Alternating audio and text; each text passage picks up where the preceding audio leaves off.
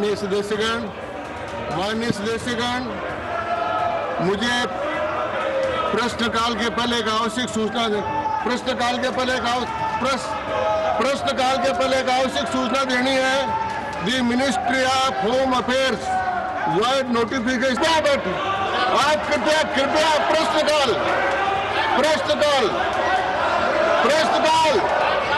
सदन की कार्रवाई 2 बजे तक के लिए स्थगित की जाती है।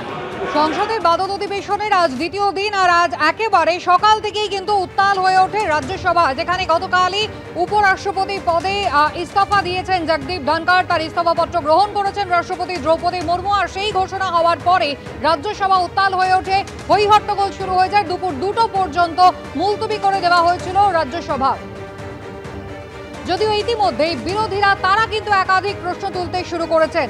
এবারের এই বাদল অধিবেশন ঘোষণা হয়েছিল 42 দিন আগে, তাহলে এর মধ্যে ইস্তফা নয় কেন? বাদল অধিবেশনের প্রথম দিন, যেখানে সক্রিয়ভাবে রাজ্যসভা পরিচালনা করলেন, তারপরে জগদীপ ধনখড় তিনি কেন এতটা অসুস্থ হয়ে পড়লেন, কি কারণে এত দ্রুত তার এই ইস্তফা এবং তা গৃহীত হলো, তা নিয়ে ইতিমধ্যেই বিরোধীরা সরব হয়েছেন।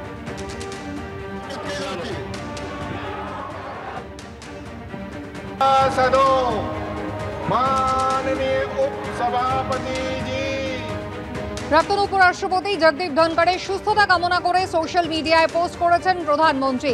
দীর্ঘদিন ধরে তিনি একাধিক দায়িত্ব সামলেছেন এবং এখন শারীরিক অসুস্থতার কারণে তিনি ইস্তফা দিয়েছেন। দেশের সেবা করার বহু সুযোগ পেয়েছেন জগদীপ ধনখড়। দেশের উপরাষ্ট্রপতি হিসেবে দায়িত্ব সামলেছেন। তার সুস্বাস্থ্য কামনা করে সোশ্যাল মিডিয়ায় পোস্ট করে জানিয়েছেন প্রধানমন্ত্রী।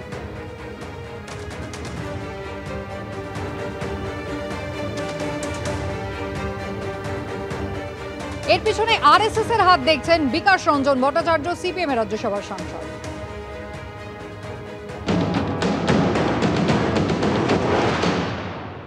হঠাৎ এরকম ভাবে পদত্যাগ করাটা এটা খুবই রহস্যজনক, এবং আমার নিজের ধারণা ধনখড় স্যার তিনি হচ্ছেন আরএসএস এর একজন বিশ্বস্ত সৈনিক।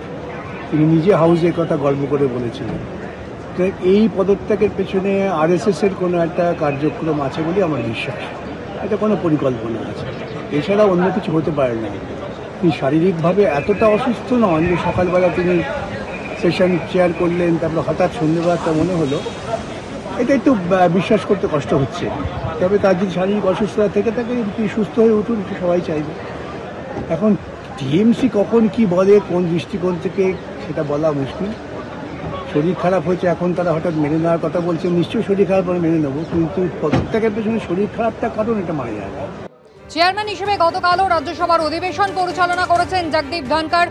উপরাষ্ট্রপতি হিসেবে সন্ধ্যায় তিনি তার ইস্তফাপত্র পাঠান রাষ্ট্রপতির কাছে। শারীরিক অসুস্থতার কারণে চিকিৎসকের পরামর্শ মতো তিনি তার দায়িত্ব থেকে সরে যেতে চান, এমনটাই তিনি তার ইস্তফাপত্রে লিখেছেন। এবং দীর্ঘদিন ধরে তিনি যে দায়িত্ব পালন করেছেন তার জন্য প্রধানমন্ত্রী থেকে শুরু করে অন্য সাংসদদের ধন্যবাদও জানিয়েছেন জগদীপ ধনখড়। আর ইতিমধ্যেই রাজনৈতিক মহলে যখন শোরগোল পড়ে গিয়েছে, বিরোধীরা যখন একাধিক প্রশ্ন তুলতে শুরু করেছে, তখন বিজেপির রাজ্যসভার সাংসদ শ্রমিক ভট্টাচার্য তিনি বলছেন এর পেছনে রাজনীতি খোঁজার কোনো কারণ নেই। জগদীপ ধনখড় একজন শ্রদ্ধেয় মানুষ। তার সংসদীয় জীবন, তার রাজ্যপাল হিসেবে ভূমিকা এবং রাজ্যসভায় চেয়ারম্যান হিসেবে হাউস পরিচালনা করা জানেন।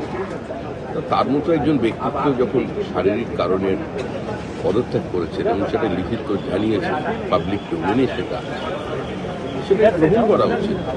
বিরোধিতার জন্য বিরোধিতা, এর মধ্যেও কোনো রাজনীতি খোঁজা কাঙ্ক্ষিত। এখন টিএমসি যে সবসময় উল্টো কথা বলে এটাই মানুষ জানে। এখন একটা সোজা কথা বললে ভালো লাগলো শুনে।